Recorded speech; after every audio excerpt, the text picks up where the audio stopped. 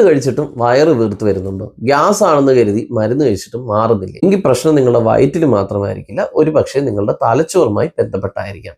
നമ്മുടെ വയറും തലച്ചോറും തമ്മിൽ നേരിട്ടൊരു കണക്ഷൻ ഉണ്ട്. ഇതിനെയാണ് നമ്മൾ ഗട്ട് ബ്രെയിൻ ആക്സിസ് എന്ന് വിളിക്കുന്നത്. നമ്മളുടെ വയറിനെ നമ്മുടെ രണ്ടാമത്തെ തലച്ചോറ് അല്ലെങ്കിൽ സെക്കൻഡ് ബ്രെയിൻ എന്നാണ് പറയുന്നത്. നമ്മുടെ തലച്ചോറും നമ്മളെ ദഹന വ്യവസ്ഥയും തമ്മിൽ വേഗസ് നെർവ് വഴി കണക്റ്റഡ് ആണ്.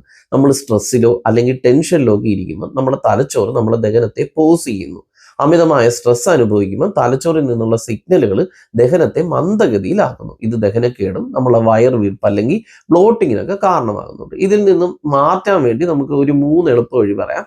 ഒന്നെന്ന് പറയുന്നത് മൈൻഡ്ഫുൾ ഈറ്റിംഗ്. അതായത് നമ്മൾ ഭക്ഷണം കഴിക്കുമ്പോഴത്തേക്ക് മൊബൈലൊന്നും നോക്കാതെ സാവധാനം ചവച്ചരച്ച് കഴിക്കുക. രണ്ടാമതെന്ന് പറയുന്നത് ഡീപ് ബ്രീത്തിങ്. ഭക്ഷണത്തിന് മുമ്പ് നമ്മൾ ഒരു 5 തവണ ദീർഘമായി ശ്വാസം എടുക്കുക. ഇത് നമ്മളെ ഡൈജഷനെയൊക്കെ ഉത്തേജിപ്പിക്കാനായിട്ട് സഹായിക്കും.